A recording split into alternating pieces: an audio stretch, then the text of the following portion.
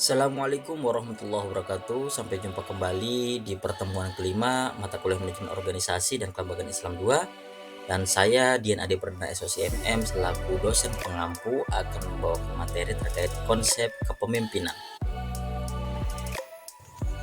Terkait konsep kepemimpinan, ada dua hal yang akan kita bahas. Yang pertama adalah pengertian dan tentang kepemimpinan. Yang kedua adalah perkembangan teori kepemimpinan transformasional.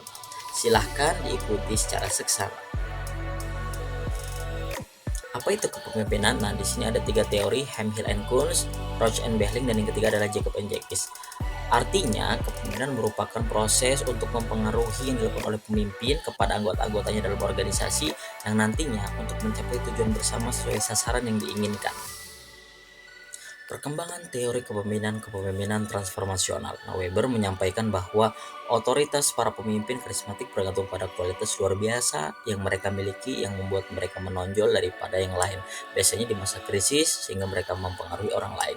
Kemudian Burns menyampaikan bahwa kepemimpinan transformasional merupakan proses mempengaruhi sehingga terjadi perubahan besar, yakni sikap, kepercayaan, dan nilai-nilai pengikut di titik mana tujuan organisasi dan visi pemimpin diinternalisasikan, serta pengikut mencapai kinerja di luar harapan yang sewajarnya. Di sini ada ilustrasi pemimpin dalam organisasi dan lembaga. Seperti ember adalah organisasi atau lembaga, dan air adalah pemimpin air pertama, dan air selanjutnya adalah anggotanya. Segala aktivitas dan kegiatan itu ditentukan oleh pemimpin. Ketika pemimpin memiliki pengaruh yang positif atau jernih, maka aktivitas dan hasilnya pun akan positif dan jernih. Dan sebaliknya, ketika pemimpin membawa pengaruh yang keruh atau kotor, maka hasilnya pun akan keruh dan kotor sesuai keinginan pemimpin. Menurut Olga Epitropika dalam karya Junaidah, beliau mengemukakan bahwa ada 6 hal mengapa kepemimpinan transformasional penting bagi suatu organisasi. Yang pertama adalah kinerja organisasi secara signifikan dapat meningkatkan kinerja organisasi. Yang kedua, orientasi pasar dan kepuasan.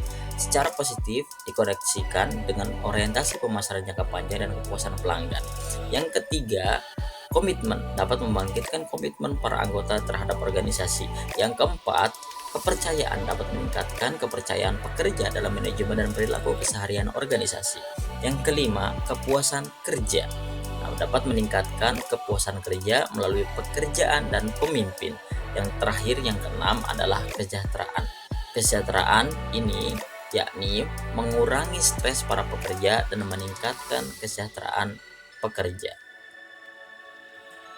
Pemimpin transformasional itu harus memiliki dua konsep. Pertama adalah mengubah, dan yang kedua adalah memotivasi mengikut. Dikarenakan organisasi memiliki manfaat yang besar, terutama karena dalam organisasi ada pencapaian tujuan yang lebih efektif dan lebih efisien, serta setiap aktivitas dan kegiatan dilakukan secara kerjasama bersama-sama yang memungkinkan terjadinya situasi kondisi yang entah bagaimana kondisinya, dan itu sesuai harapan yang diinginkan dalam organisasi.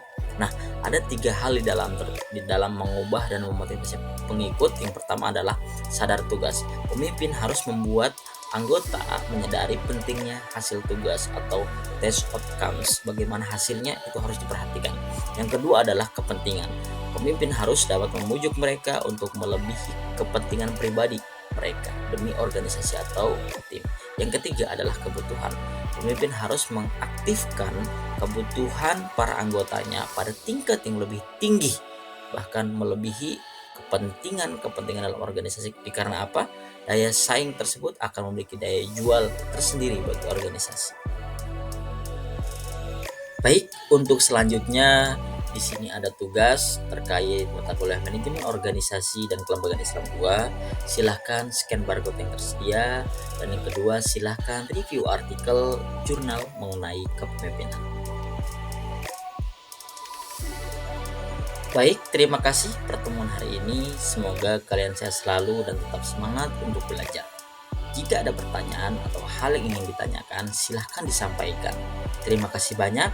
Sampai jumpa kembali di pertemuan selanjutnya. Wassalamualaikum warahmatullahi wabarakatuh.